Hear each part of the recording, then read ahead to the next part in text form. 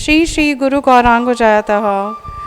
आज हम इस बात पर विचार करेंगे कि क्या सोसाइटी में जो लोग यूज़लेस हैं, जिन्हें कोई काम नहीं होता, जो अनएजुकेटेड हैं, जिनके पास पैसे नहीं होते, क्या वो ही भक्ति की तरफ आकृष्ट होते हैं।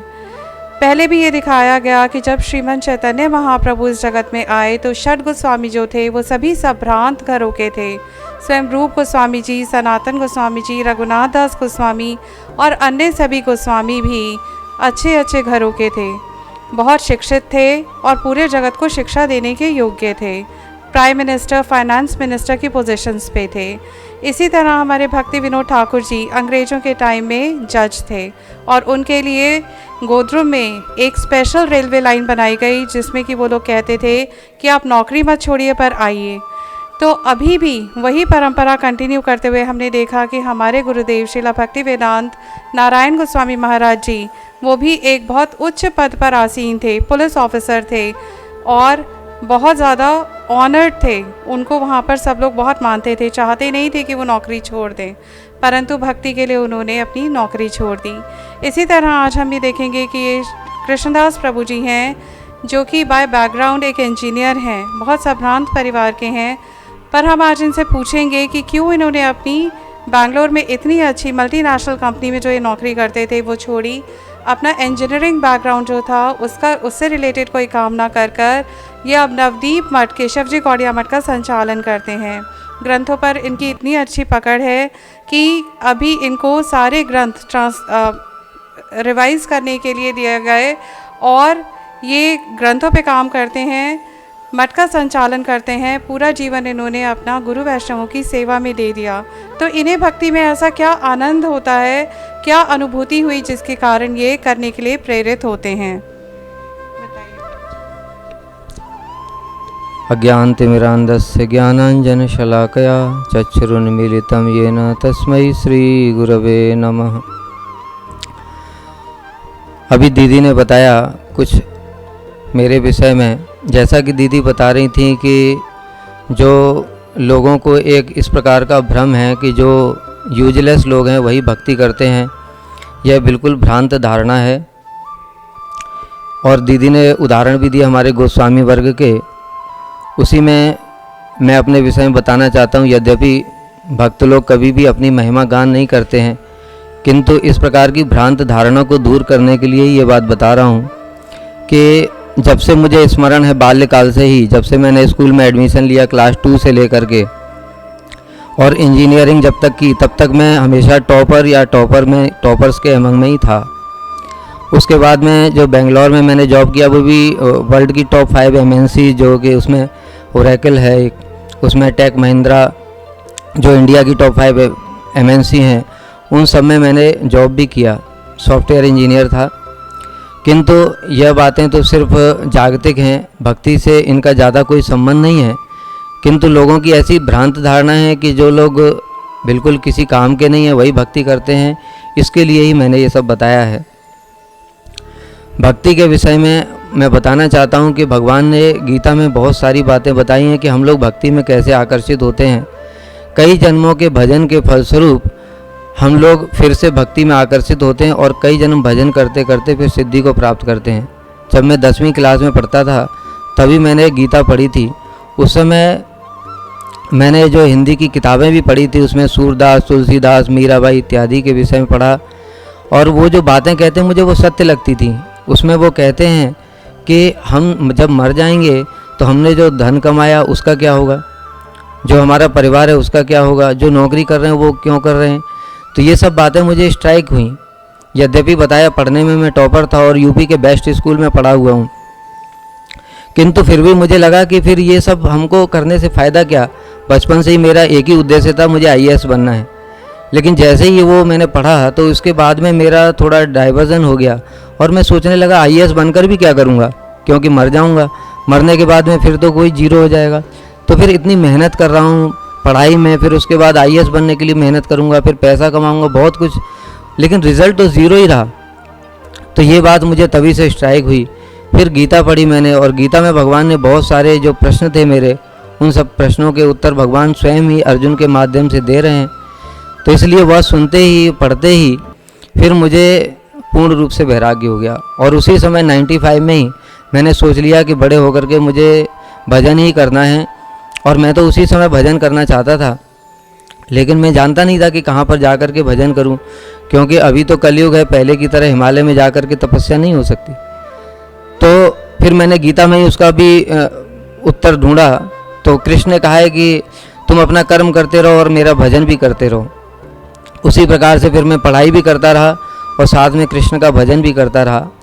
बाद में गौड़ी वैष्णवों का संग हुआ और उनकी कृपा से श्रील गुरुदेव नित्य लीला प्रविष्ट ओम विष्णुपाद अष्टोत्तर शशि श्रीमद् भक्ति वेदांत नारायण गोस्वामी महाराज जी का चरणाश्रय करने का सौभाग्य प्राप्त हुआ। और जैसे ही उनका चरणाश्रय किया, उसके 1 साल के पश्चात ही मैंने घर त्याग कर दिया और मैं मठवास करने लगा, क्योंकि बाल्यकाल से ही मैंने प्रारंभ में ही सोच रखा था कि मुझे सब कुछ छोड़ करके भजन ही करना है। ये भजन ही क्यों करना है, इस बात को जानना बड़ा इम्पोर्टेंट है।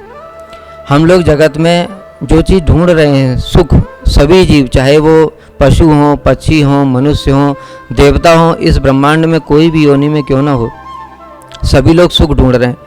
किंतु मैंने जैसे बताया कि मैंने जो शास्त्र पढ़े थे और गीता पढ़ी थी, उसमें भगवान यही कहते हैं कि देखो, सुख तुम्हारा ज़्यादा से ज़्यादा जन्म तक ही रहेगा, फिर तुम्हारी मृत्यु हो गई, तुमने जो पाप किए उसके अनुसार फिर तुमको दुख मिलेगा, फिर सुख और दुख इस प्रकार से मिलता ही रहेगा। तो इसलिए मैंने सोचा कि ये परमानेंट सुख क्या है। तो कृष्ण ने गीता में बताया कि जो आत्मा का सुख है वही परमानेंट है, क्योंकि जो आत्मा है वह अजो नित्य शाश्वतो एवं पुराणो न हन्यते हन्यमाने शरीरे। आत्मा अजन्मा है, नित्य है, शाश्वत है, पुराण है, शरीर के नष्ट होने पर भी यह नष्ट नहीं होता। इसलिए भगवान गीता में कहते हैं कि जो इस जन्म में हम भजन कर रहे हैं, क्योंकि भजन आत्मा की वृत्ति है, इसलिए वो अगले जन्म में वहाँ से हमको पुनः प्रारंभ कर देते हैं। लेकिन बाकी सब चीज़ें, क्योंकि वो शरीर की धर्म है, माता पिता, भाई बहन, पुत्र परिवार, धन कमाना या जो भी पद हमको मिलता है, चाहे प्रधानमंत्री, राष्ट्रपति, यहाँ तक कि ब्रह्मा का भी पद है, वो शरीर तक ही संबंधित है। जब तक शरीर है तब तक पद रहेगा, शरीर खत्म तो वो सब चीज़ें भी खत्म, पद, ऐश्वर्य, बुद्धि सब कुछ खत्म हो जाता है, किंतु आत्मा खत्म नहीं होती। इसलिए आत्मा का जो सुख है वही नित्य सुख है। इसी बात को मैंने गीता में पढ़ करके और खुद भी रियलाइजेशन किया इन सब चीज़ों को। जो जो गीता में भगवान बातें कहते हैं वो सब बातें एज इट इज़ मैंने अपने जीवन में घटते हुए देखी। इस कारण से मैंने निश्चय किया कि कृष्ण का भजन करना ही एकमात्र जीवन का उद्देश्य है। और इसी कारण से फिर मठवास करके अभी मैं यहाँ पर भजन कर रहा हूँ। और जैसा कि बताया, संसार में जो सुख था उससे कोटि गुना सुख यहाँ पर है। मेरे जितने भी मैनेजर थे, क्योंकि मैंने बताया कि मैं टॉपर था और जो कंपनी में जॉब करता था उसमें भी इंटरव्यू लेता था, एक दिन में 100 इंटरव्यू लेता था मैं। तो मेरे मैनेजर कहते थे कि तुम्हारे बिना इंटरव्यू हम नहीं लेंगे, इसलिए तुमको आना ही पड़ेगा। तो उसमें भी एक बहुत वैल्यूएबल पोजीशन थी मेरी। और सारे मेरे जितने भी कंपनी के मैनेजर्स हैं उन्होंने मुझे बोला था तुम जब इच्छा हो तब वापस आ सकते हो। लेकिन आज तक मठ में इतना आनंद है, भक्ति में इतना सुख है, उस सुख को छोड़ करके कोई उस दुखमय जीवन में क्यों जाना चाहेगा। इसलिए भक्ति में जो आ जाता है वो कभी वापस नहीं जाता है। दूसरी ओर जो संसार में जो भोग कर रहे हैं वही लोग भक्ति में आते हैं, क्योंकि भक्ति एक नित्य वस्तु है।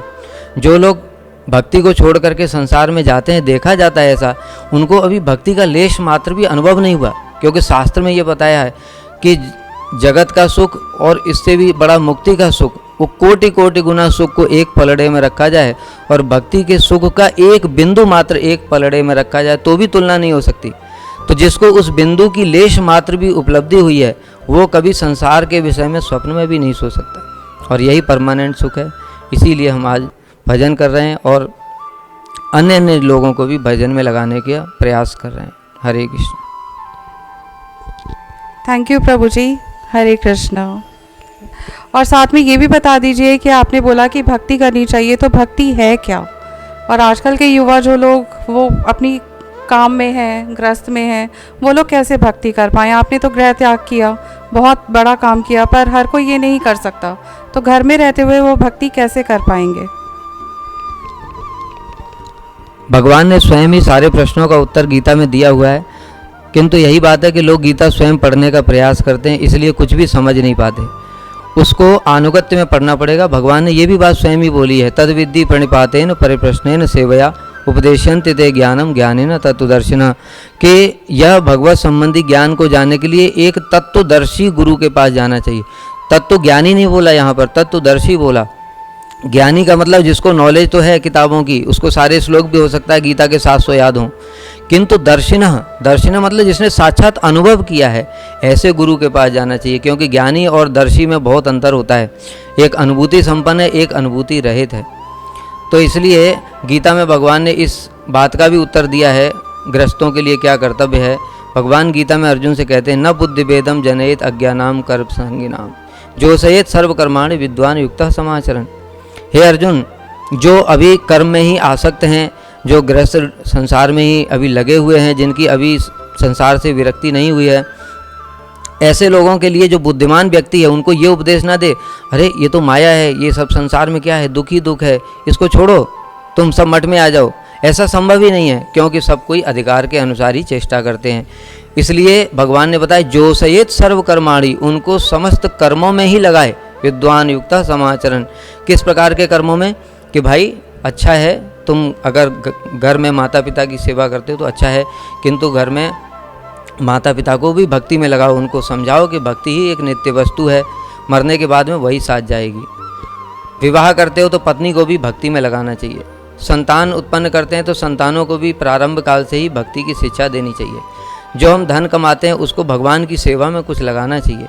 तो इस प्रकार से जो भी कर्म करते हैं गृहस्थ भक्त, वो सब भगवान से संबंधित करते हुए करें, यही भक्ति है। और जब वो अधिकार होगा तभी वो गृह त्याग का अधिकार प्राप्त होता है। अनधिकार चेष्टा में गृह त्याग करना भी नहीं चाहिए, नहीं तो फिर वो उत्पात का ही कारण बनता है। ये बात भी भगवान ने गीता में ही बोली है। थैंक यू सो मच प्रभु जी। हरे कृष्णा।